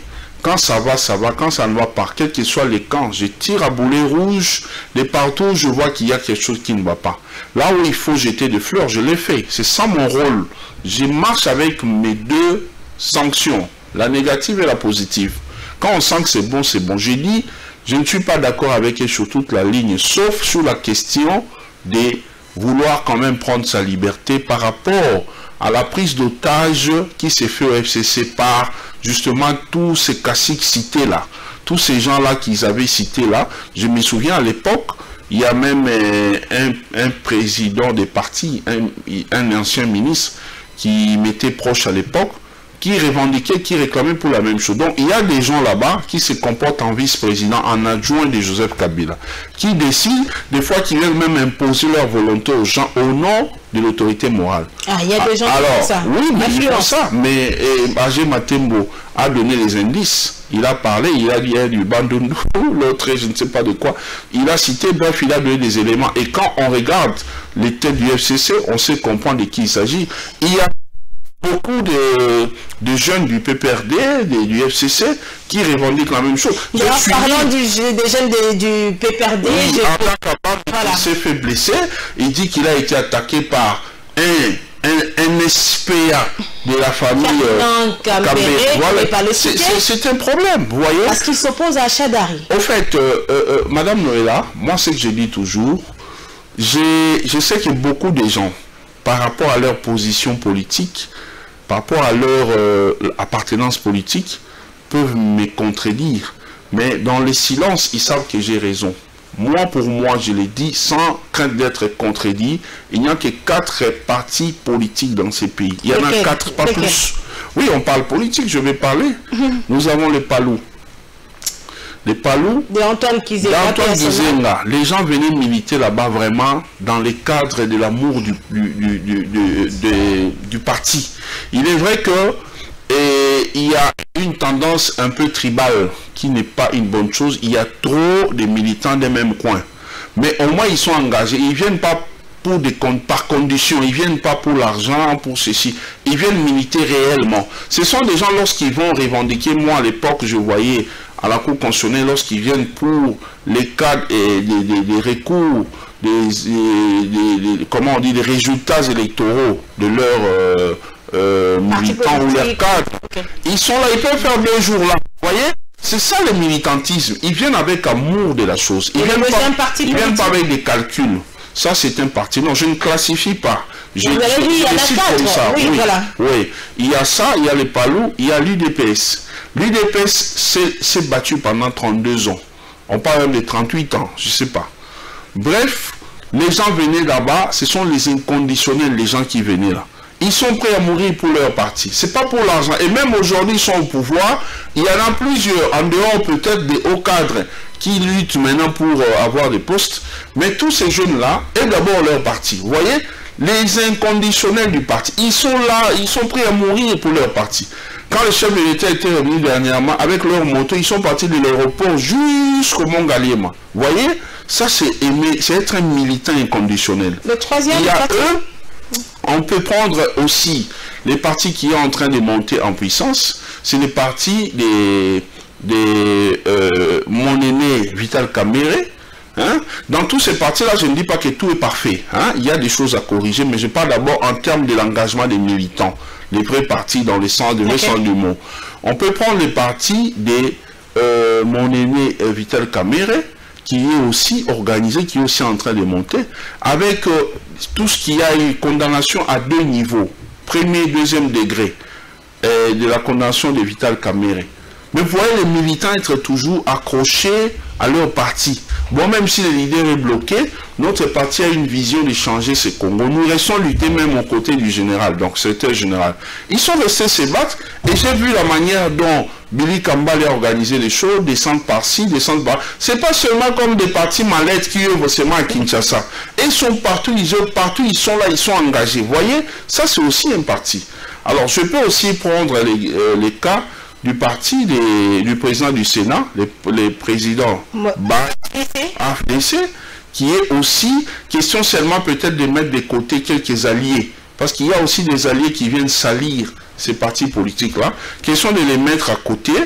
Les partis de l'aîné Bahati peuvent aussi être comptés parmi les 4. Mais donc, tous les restes... classifié par le parti qui vous avez accueilli, les PT. Non, madame, ne m'amenez pas sur ces stades-là. Moi, je parle de partis politiques réels, où vous voyez que les leaders est stable là assis. Bon, peut-être si les partis de Moïse Katumbi, c'est bas aussi, on ne peut pas trop compter ces partis-là parce que ça vient à peine d'être créé. Ils sont en train de s'organiser. S'ils essayent de se battre aussi, peut-être que ça peut aller parce que c'est quand même un monsieur qui est plus ou moins... Une dernière question avant de prendre le dernier dossier de notre magazine. Aujourd'hui, AG Matembo, vous avez suivi, et Didier Manara ont déposé leur PV alors qu'ils ont été chassés du FCC. Est-ce que doit-on considérer ces PV-là? Parce que certaines personnes disent qu'ils roulent déjà au rythme de l'Union sacrée de la nation, mais on voudrait seulement voiler les choses pour dire qu'on a quand même des opposants au sein de la Commission électorale nationale indépendante. Très bien, merci. Je réponds à ça. Je boucle en 1 minute les cas des partis. Donc en dehors de ces 4 ou 5 partis-là, les restes des partis sont des partis mallettes et des entreprises politiques privées. On comprend que vous avez accueilli... Quand je parle des partis mallettes, c'est des partis où le président a quand même des idées. Il a une idéologie, mais seulement il n'a pas assez de moyens pour aller loin, avoir des militants et tout ça. Mais il a animé de bonne foi, ça existe. Je les encourage à se battre encore pour atteindre les niveaux des 4 ou 5 que j'ai cités. Les restes là sont des partis des escrocs. Partis, pas politique, mais entreprise politique privée. Donc un leader qui se bat, il vous utilise pour monter. Quand il est monté, vous restez là. Il commence à vous tromper quand il est ministre, il prend quelques-uns dans son cabinet. Mais ce n'est pas ça qui peut assurer l'avenir d'un jeune. Ce n'est pas ça. Ils ont des moyens, au lieu de créer même les écoles, pour socialiser gratuitement les jeunes. Nous, Génération Congo Nouveau, on a quoi comme revenu? Mais on se bat pour encadrer les jeunes, vous voyez? C'est ça la différence avec les entreprises politiques. Madame, monsieur, je rappelle également que Camille Richard Kalele, avant de créer la GSN, était au sein du Parti travailliste de Steve Mbikaï. Voilà, répondez maintenant à ma question. Je réponds maintenant à votre question. Les peuples là doivent être considérés, mais seulement on doit tenir compte de la compétence de chaque candidat. Ils sont maintenant nombreux.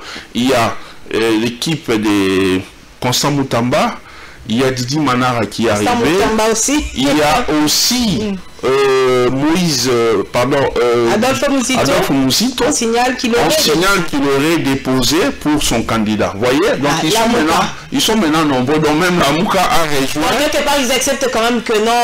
Non, pas quelque part. Ils savent que le pouvoir a déjà atteint le point de non-retour. Ils n'ont pas d'énergie qu'il faut pour faire renverser la tendance. Voilà. Son cas d'Imafia sont à toutes les accusations portées contre lui. On n'a pas brandi les preuves. Qu'on les laisse travailler. Il est déjà dans la chose. C'est déjà lui qui signe comme président de la CENI. Qu'on les laisse tranquilles. Ce que je vais dire ici, c'est que on doit considérer les listes déposées parce qu'à preuve du contraire, ces gens-là sont, même si leur famille politique leurs familles politiques respectives les ont chassés ou radiés ou je ne sais pas quoi, mais jusqu'à preuve du contraire, à l'Assemblée nationale, ils sont alignés comme étant des opposants. Donc, ils peuvent prendre cette place-là et c'est légal, il n'y aura aucun problème. Il y aura composition totale du bureau de la CENI, les élections seront organisées, il y aura des matins, il y aura des soirs, il y aura des nuits et personne ne va mourir à cause de ça. Voilà, madame, messieurs, prenons ces derniers dossiers de la semaine. Et là, nous allons parler de l'arrestation de l'ancien gouverneur du Congo central. Une arrestation considérée par certaines personnes comme une humiliation. On en parle dans ce dossier.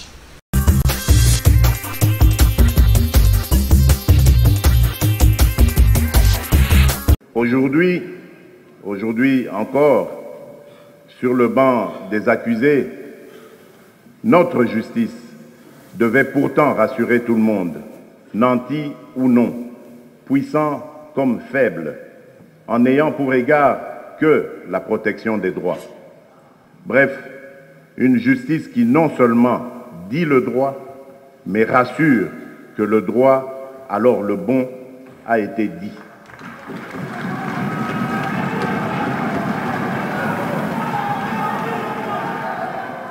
Je réaffirme mon engagement à poursuivre les réformes courageuses dans le secteur de la justice, y compris celles relatives aux structures et à la qualité de leurs animateurs, suivant le principe « l'homme qu'il faut à la place qu'il faut ».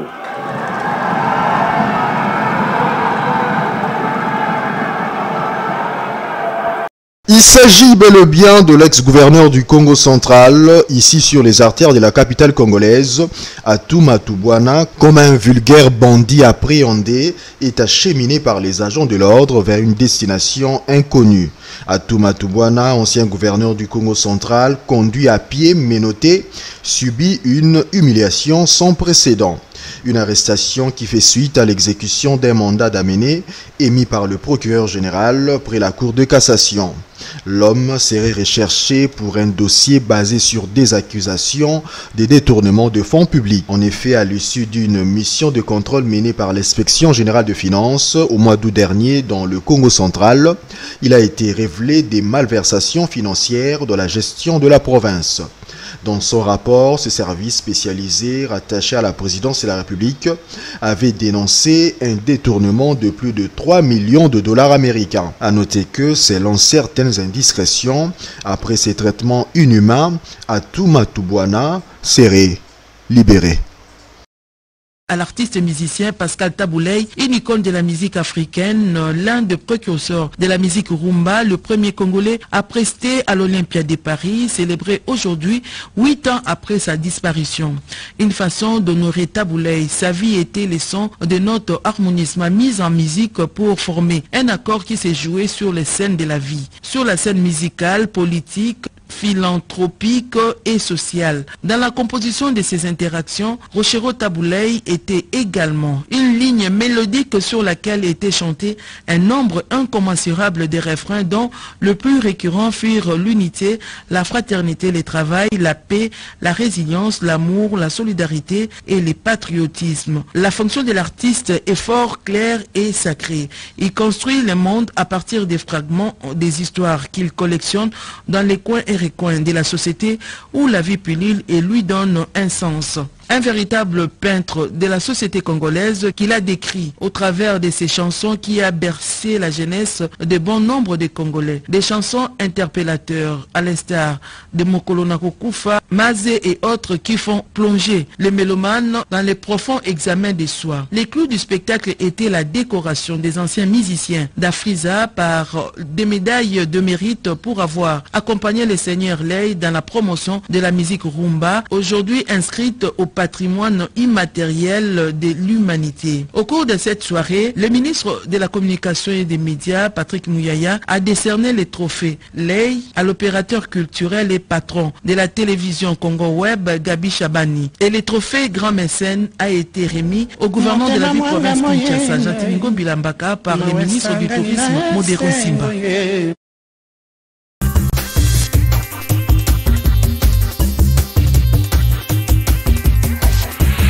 Pour la GSN, comment vous avez trouvé l'adresse du président de la République? Plus d'une heure, le président s'est adressé à la nation congolaise. Ok, on avait suivi religieusement les discours du chef de l'État, mais comme je l'ai dit à l'entame de cette émission, le président a plus exprimé les intentions, les bonnes intentions qu'il a de voir les choses changer. C'est d'ailleurs ça ce que j'apprécie dans lui. Il lui suffit d'avoir des bons collaborateurs, des bons metteurs en scène. Et Tshisekedi s'est plaint du début jusqu'à la fin de son discours. Non, moi je n'affirmerai pas ça comme ça. Moi j'ai dit que le chef de l'État a des bonnes intentions, il a animé des bonnes volontés, mais seulement il n'a pas des gens qui l'aident à pouvoir matérialiser cela. Outre les difficultés trouvées déjà plantées dans la scène politique congolaise, qui ne sont pas faciles à déraciner, il y a aussi la question d'hommes qui pose problème. Le président Kabila à l'époque s'était plaint de ne pas avoir même 15 personnes pour l'aider, mais moi je me rends compte que le président Kabila avait encore des gens compétents et qui étaient plus ou moins animés de bonne foi et qui l'aidaient. La seule chose qui fâchait avec le président Kabila, c'était l'impunité, le fait de ne pas laisser la main libre à la justice d'agir. Mais sinon, dans d'autres secteurs, en dehors aussi de l'aspect sécuritaire et de la démocratie, mais les choses allaient quand même plus ou moins bien. L'autorité de l'État était là. Mais au jour d'aujourd'hui, avec ce qui se passe, le chef de l'État a raison de se plaindre. Quand il parle de la justice, mais c'est une histoire réelle qui est fondée. Mais tous les jours ici, nous recevons des plaintes à la génération Congo Nouveau. Chaque jour des plaintes fondées. Des gens qui nous viennent avec des preuves de combien ils sont punis, ils sont malmenés par la justice. Il y a des bourreaux qui vont chaque fois faire manipuler les choses en défaveur des petits peuples. Alors, moi je pense qu'en plus de ces bonnes intentions qu'a le chef, il doit ajouter maintenant la sanction. Mais certains parlent d'un discours qui était déconnecté de la réalité. Non, il a parlé des réalités, mais seulement il n'a pas donné, il n'a pas préconisé des solutions. Les solutions, c'est quoi ici? Il faut commencer à frapper. Il faut commencer à frapper, il faut laver, il faut nettoyer. Le Premier ministre Jean-Michel Sama Lukonde a dit que 2022 sera une année du peuple. Bon, on avait dit l'année de l'action, l'année qui est en train de finir. On ne les a pas sentis quand on parle de l'action, c'est aussi du peuple. Parce que les actions là, c'est pour le peuple. Donc le peuple ne s'est pas retrouvé, il y a eu des problèmes. Moi, je reconnais qu'il y a beaucoup d'acteurs politiques qui ont des moyens, qui ont de l'influence, qui sont en train, ou qui étaient en train de faire compliquer la tâche, au pouvoir actuel. C'est tout à fait normal. On doit reconnaître que l'UDPS vient de prendre le pouvoir. Quand on n'est pas encore expérimenté, c'est tout à fait normal qu'on vive certaines réalités. C'est normal. Mais cela n'empêche pas les gens qui sont en fonction, qui ont le pouvoir d'agir. Ici, les chefs doivent commencer à sanctionner.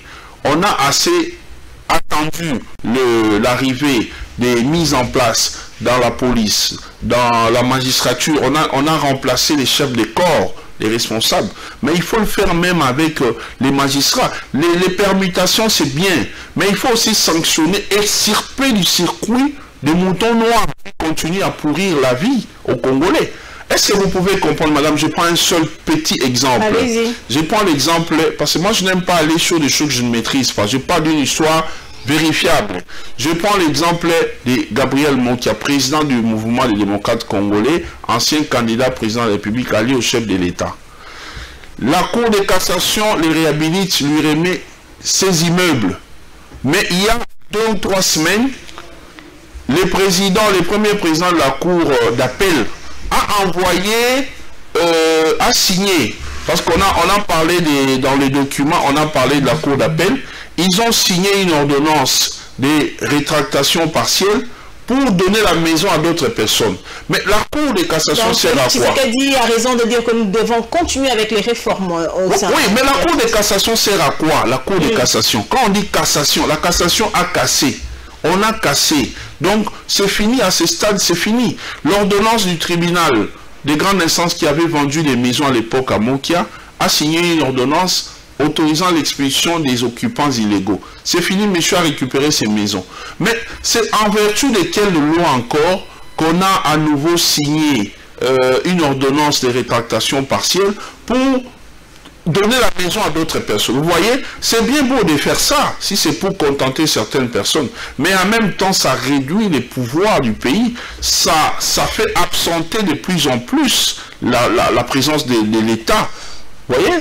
Richard Kalele, aujourd'hui, la tête du chef du gouvernement, Jean-Michel Sama Lukonde, est réclamée après le discours du chef de l'État. Vous êtes d'accord avec ces personnes qui estiment que Jean-Michel Sama Lukonde a montré ses limites, il ne mérite pas d'être Premier ministre RDC? Non, là c'est trop dire.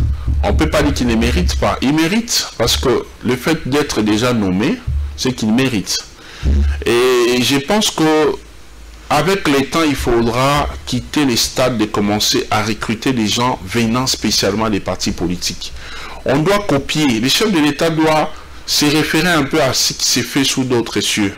C'est pourquoi moi j'ai toujours milité pour la création d'une école d'excellence.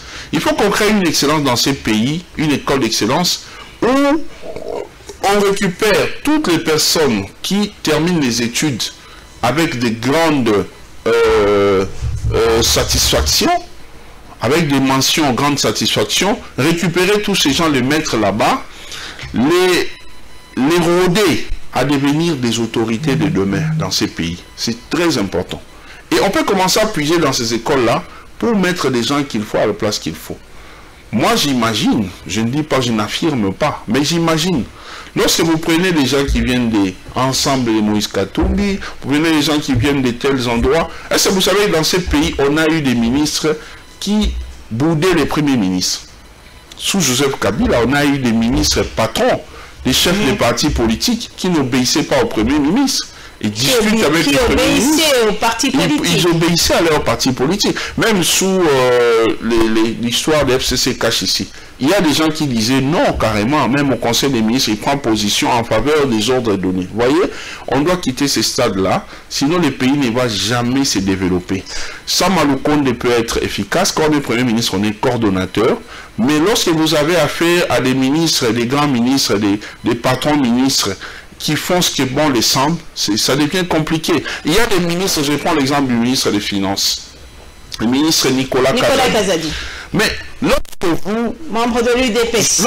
Lorsque vous ne voulez pas payer les gens qui ont des dossiers déposés chez vous depuis 3 mois, 4 mois, les gens qui ont travaillé dans les cabinets des Madame, ça va faire maintenant combien de mois? C'est tous les temps du règne cette situation risque d'être en défaveur parce que tous ces gens aussi donc le président avait prévu commencer à évaluer tous ces gens, mais j'ai l'impression que ça ne se fait pas. Vous voyez, il faut évaluer pour voir. On parle ici, on passe à la télé, on crie, Nicolas Kazadi ne paye pas, personne ne réagit. Mais c'est bien de ne pas réagir, mais entre-temps, vous êtes en train d'entacher l'image des chefs de l'État, des mécontentements des gens, et ça ne sera pas intéressant à un moment donné. Vous avez parlé de l'histoire du gouverneur Atou Matouboana. Ici, voilà, comment est-ce que vous avez accueilli cette nouvelle? Je condamne fermement l'acte posé. C'est un acte barbare, inacceptable. On ne peut pas humilier quelqu'un, à ce que je sache. Celui qui a le chef de l'État. Il est suspendu. Il est suspendu du moment où on n'a pas voté un gouverneur. C'est-à-dire, on n'a pas encore décidé définitivement de son sort. Monsieur est en suspension. Lorsque quelqu'un est en suspension, d'ailleurs le Conseil d'État, il devait être réhabilité. En dehors du dossier qu'il y a aussi avec l'IGF et la Cour constitutionnelle. Vous voyez, en dehors de tout ça, monsieur est quand même en suspension. Alors, par rapport à ça, même s'il pouvait être déjà démis définitivement de ses fonctions, il a eu à représenter les chefs de l'État à un moment donné. Dans la mais quand même, il devait à la justice. Il était presque porté disparu. Non, moi je ne crois pas, parce que je l'ai vu le jour du discours du chef de l'État, il était au palais du peuple. Moi je pense qu'il y a certainement eu une manipulation qui a consisté à les faire humilier de cette façon-là. Mais ici je demande à ceux qui ont ces pouvoirs-là de sanctionner les agents qui étaient chargés d'aller récupérer Atou Matouboana, de les arrêter et au besoin qu'ils soient jugés devant le public pour décourager les autres à ne plus le faire. Selon vous, comment on veut à Atou Matouboana, parce que vous pensez que nous savons tous ce qu'il y a actuellement comme conflit dans les Congo central. C'est d'ailleurs dans toutes les provinces qu'il y a des problèmes. On sait qu'Atou n'est pas aimé par tout le monde. Il y a eu des problèmes, vous savez. S'il a d'ailleurs résisté, je me dis que c'est un homme fort, parce qu'il a résisté. Plusieurs fois, il y a eu des problèmes entre lui et l'Assemblée provinciale de l'époque dirigée par le docteur Matoussi. Mais monsieur a résisté. Il a résisté, c'est quand même un bâton. Et moi, je me dis, l'humilier de cette façon-là, ce n'est pas bon. Ces agents doivent être interpellés. On doit sérieusement les inquiéter. Ils doivent payer pour ce qu'ils ont fait. Donc ici, j'interpelle les ministres des droits humains. Il doit se saisir de ces dossiers. Qui a aussi condamné cet acte. Il doit pas seulement condamner, il doit aller loin. Il doit solliciter des poursuites contre ces agents-là. Ils doivent être arrêtés. C'est un cas de flagrance. On doit même les arrêter. Faire fixer leur dossier au tribunal, ils doivent être jugés pour l'acte posé. En principe, ce sont des militaires, donc on traite ça selon les règlements liés à leur statut, pourvu qu'ils soient condamnés, parce que c'est pas... Libération de Atou Matouboana, Akaj s'interroge, que reste-t-il de la lutte contre la corruption ou le détournement des deniers publics en République démocratique du Congo? Madame, le parquet ne juge pas les gens. Le parquet interpelle. Le parquet sert de police pour la justice. Le parquet interpelle. Une fois interpellé, le parquet va vous auditionner et puis le parquet va apprécier. Si les magistrats voient qu'il pèse sur vous ou sur votre dossier des indices sérieux de détournement, on fait fixer l'affaire au tribunal pour que vous soyez jugé, ou à la cour pour que vous soyez jugé. Mais si le tribunal, le parquet estime qu'il n'y a rien de grave qui peut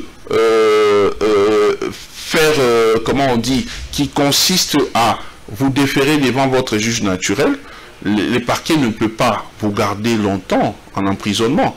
Il y a ça. Il y a aussi une autre question. Si on voit que votre fuite n'est pas à craindre, on peut également vous libérer. Donc à ce stade, Atou Matoubouana jouit de la présomption d'innocence. On ne peut pas faire des problèmes parce qu'il est libéré. On ne pouvait que les libérer parce que déjà dans le Congo central, il y avait des réactions. Chose que je condamne aussi.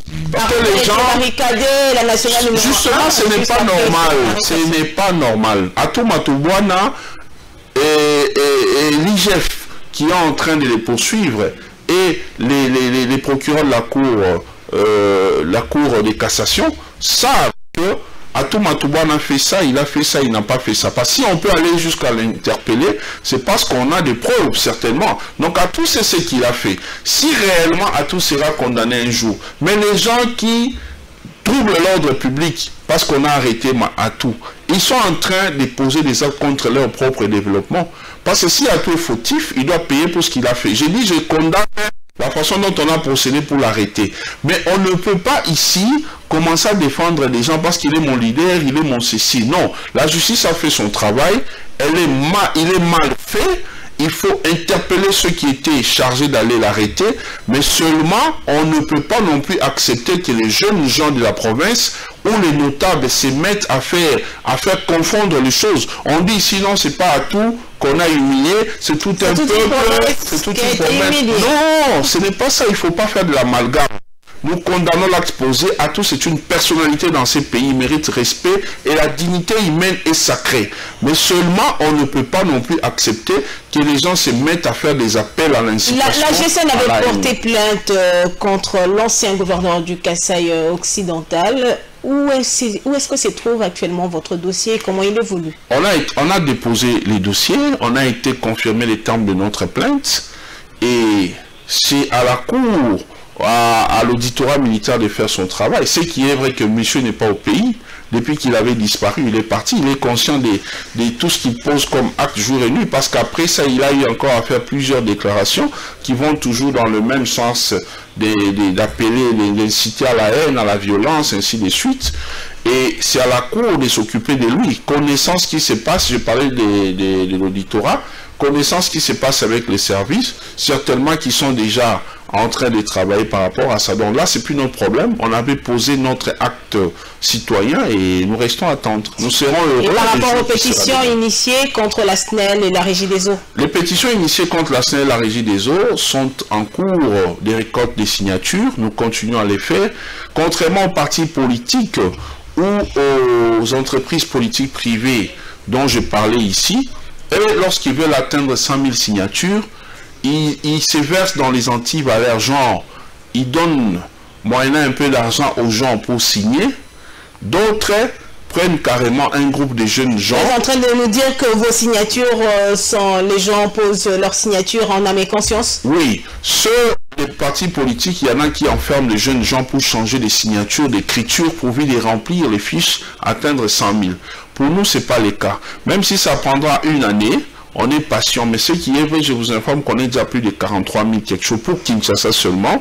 Les fiches sont partout à travers les pays. On continue à ramasser les signatures. Dès que c'est prêt, je vais m'investir juste après la soirée Trophée Afrique Paradis. Je vais m'investir. Qu'est-ce que le peuple congolais peut retenir de cette activité? Déjà, ça aura lieu quand? Afrique Paradis, la soirée des galas Trophée Afrique Paradis aura lieu, c'est 29 décembre, au Musée National, ici sur le boulevard Triomphal. Et ça se fait sous le haut patronat de son Excellence, Madame le ministre de la Culture, Arts et Patrimoine. Alors, ce que nous voulons ici préciser, c'est que nous sommes une ASBL qui encourage, en dehors de tout ce que nous appelons sanctions, dénonciations, sanctions négatives en dénonçant et tout ce que j'ai étalé ici tout à l'heure, il y a la sanction positive. Il faut également prévoir de la carotte. Le monde fonctionne de manière bipolaire, les négatifs et positifs. Côté positif, il faut encourager ceux qui se démarquent, les Congolais comme les expatriés vivant dans notre pays, qui se démarquent, qui encouragent l'entrepreneuriat, qui donnent de l'emploi, qui favorisent la paix, ainsi de suite. Il faut les encourager, il faut les honorer. Et combien de personnes seront honorées? Nous avons pour 2020, l'édition 2020-2021, la toute première édition, on a un package de 181 personnalités à primer, mais seulement nous ne saurons pas le faire en une fois pour plusieurs raisons, dont notamment on ne sait pas prendre plusieurs personnes à un seul endroit, question de respecter les mesures barrières édictées par les autorités sanitaires. Ça se fait jeudi le 29 décembre ici, donc on va d'abord faire pour à peu près 40 et quelques personnes pour le 29, et puis pour la suite, comme on ne sait pas organiser 2 soirées de gala, pour la suite, on verra la possibilité de commencer à aller reconnaître, honorer, magnifier tous ces Congolais valeureux à partir de leurs propres installations. Question d'épuiser les 181 personnalités sélectionnées. Richard Kalele, c'est la fin de ce magazine. Votre mot de la fin? Le mot de la fin par rapport à ce magazine, c'est d'appeler les Congolaises et Congolais à la prise de conscience. Nous avons que ces pays comme patrimoine commun. Nous n'avons pas droit à l'erreur. Arrêtons de nous distraire en courant derrière des leaders politiques qui ne vont rien faire de bon dans ces pays si nous-mêmes on ne s'implique pas. Parce que comme vous savez, dans la vie, si tu ne domines pas, tu vas subir.